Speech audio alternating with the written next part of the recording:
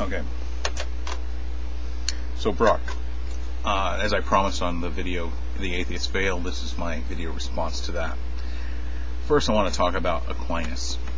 This is a man that lived over 600 years ago and knew far less about the world and about the nature of the universe and existence than even you do, and you don't know very much about it.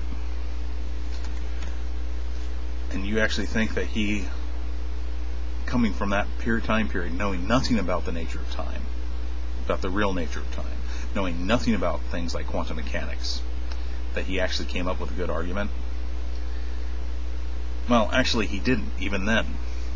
His argument contains two primary fallacies.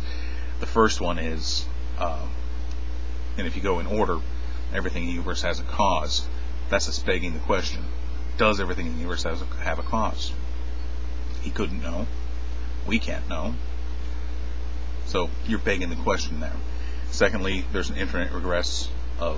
cannot be an infinite regress of causes.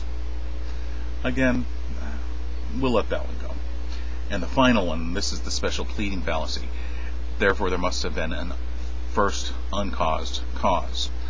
Of course, you're special pleading that uncaused cause is uncaused, even though the premise of the argument states that everything is caused. So, the argument that Aquinas makes has two primary fallacies in it and is contradictory. Now, you modified this a little bit, actually improved on it, or thought you did, where you said everything in the universe requires a cause. And then, of course, there cannot be an infinite regression of causes, and therefore there must be a cause outside the universe.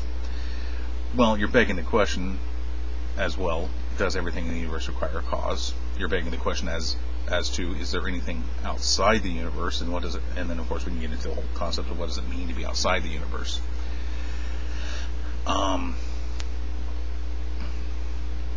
And then finally, you're special pleading that the nature of whatever is outside the universe also doesn't require a cause. And then you of course assume that, well, let's not go into that. It just has to do with what you assume atheists think, but that's kind of irrelevant for the rest of this argument. So,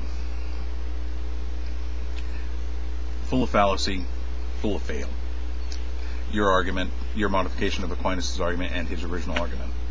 The truth is, Brock, we know far more about the universe and the nature of existence now than you could have ever imagined, and Aquinas could never have imagined. We know that time is not static. Aquinas' argument depends on time being something that's static. Time is mutable. Einstein showed us this 100 years ago. I'll give you an example, Brock. Imagine you're a photon from the cosmic background radiation, light emitted from the very birth throes of our universe. Everything that's ever occurred in the universe to you, everything that will ever occur, is to you, Brock, in this frame of reference, simultaneous and instantaneous. Everything's occurred instantly and simultaneously. What does that say about causality, Brock? Kind of just throws a little wrench into it. That's number one. Number two, quantum mechanics shows us that, yes, there are events in this universe that are uncaused. Quantum fluctuations in vacuum energy, virtual particles. Look up the Casimir effect, Brock. You can learn a little bit about what these things are. The decay of subatomic particles.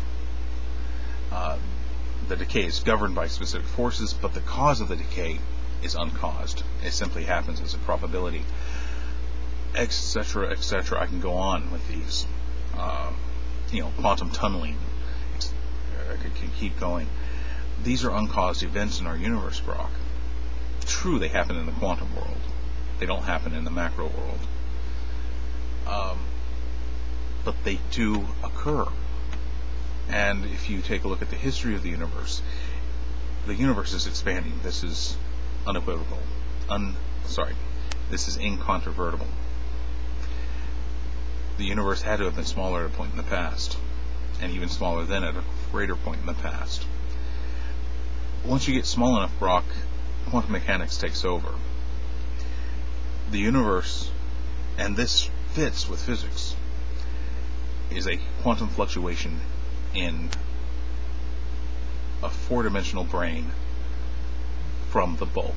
Now, the bulk, Brock, is what physicists refer to as the fusion or the union of all these dimensions. There's anywhere from 10 to 26 of them, depending on which quantum mechanical model we were being looked at. But Brock, they do exist.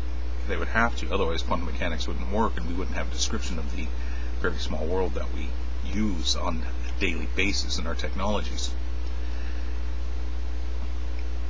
So, I'm going to have to end it there because it's getting a little bit late.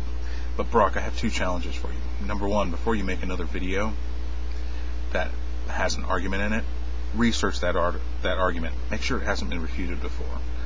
Because, I mean, even though I've always found it kind of fun to show people where they're wrong and try to bring them up to a level of education by using that ignorance to metamorphosis it into knowledge. I don't know if there's any help for you in this unless you start looking up things on your own. And number two, start reading, Brock. Learn about the sciences you argue against. I would suggest first, since you deal with evolution quite a bit, read books from Protrero, forgot his name, Shubin, Coyne, and others. You don't have to read Richard Dawkins. For some reason, you have this kind of weird homophobia reaction to him. I'm wondering if you actually like him a little.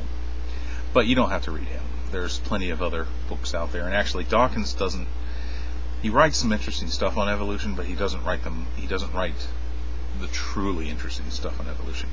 Shubin, Your Inner Fish, much more interesting because he's actually talking about what he's done when he found this transitional fossil that is Tiktaalik.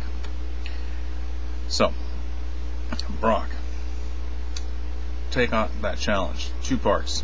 Learn more on your own, and always research these arguments you wish to put forth. Let's see if you can actually do that. I don't think you can. I think you're far too arrogant to do such a thing. You think you already know sufficiently what you need to know to argue. And of course you don't.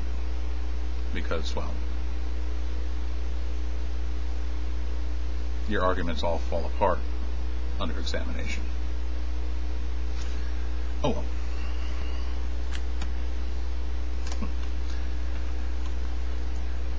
Have a good day, Brock.